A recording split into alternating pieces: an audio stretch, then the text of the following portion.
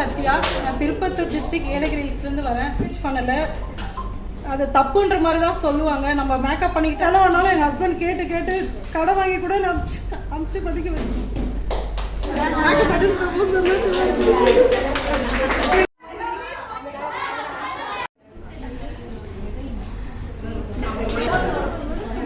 சத்யா. நான் திருப்பத்தூர் டிஸ்ட்ரிக்ட் ஏலகிரி ஹில்ஸ்லேருந்து வரேன். எனக்கு சின்ன வயசுலேருந்தே மேக்கப்னால் ரொம்ப பிடிக்கும். எனக்கு போட்டுக்கவும் பிடிக்கும், மற்றவங்களுக்கு போட்டு விடவும் பிடிக்கும். இல்லை எனக்கு ரொம்ப இன்ட்ரெஸ்ட்டு. இது எப்படி கற்றுக்கணும் படிக்கணும் அப்படிலாம் தெரியாது. எங்கள் வீட்டிலலாம் இது யாரும் என்கரேஜ் பண்ணலை, அது தப்புன்ற மாதிரி தான் சொல்லுவாங்க. நம்ம மேக்கப் பண்ணிக்கிட்டாலும் அது யாரும் என்கரேஜ் பண்ண மாட்டாங்க. இது எப்படி கற்றுக்கணும் இதெல்லாம் எனக்கு தெரியல. எங்கள் ஹஸ்பண்டுக்கு தான் அதெல்லாம் புரிஞ்சுக்கிட்டாரு. இதை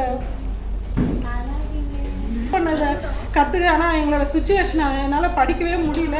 இப்போ கூட அதே சுச்சுவேஷன் தான். ரொம்ப கஷ்டப்பட்டு தான் நாங்கள் வந்து இது படிச்சுட்ருக்கேன். நான் ஒரு மாதமே என் ஹஸ்பண்ட் குழந்தைங்களாம் பார்க்க முடியல. எவ்வளோ செலவானாலும் எங்கள் ஹஸ்பண்ட் கேட்டு கேட்டு கடை வாங்கி கூட நான் அமுச்சு படிக்க வச்சேன்.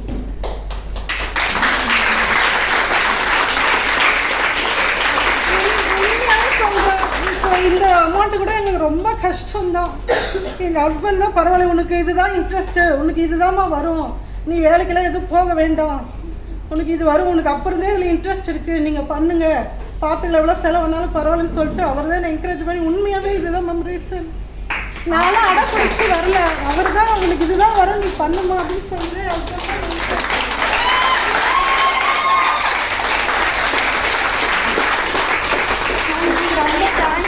நிஜமாக கற்றுக்கிட்டு நான் இவ்வளோ கற்றுப்பேன்னு நினைக்கவே இல்லை.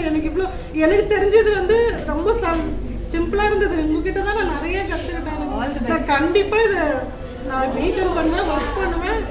ஒரு பியூட்டிஷியன் மேக்கப் பண்ணி ரொம்ப சந்தோஷமாக எங்கள் ஹஸ்பண்டே எனக்கு கண்டிப்பாக இப்போ கூட எனக்கு உடம்பு சரியில்லை வரும்போது வந்துட்டு ஆப்ரேஷன் பண்ண வேண்டியது. நான் பண்ண மாட்டேன், இங்கே வந்து படிக்கணும்னு சொல்லிட்டு அது என்ன செக்கப்பு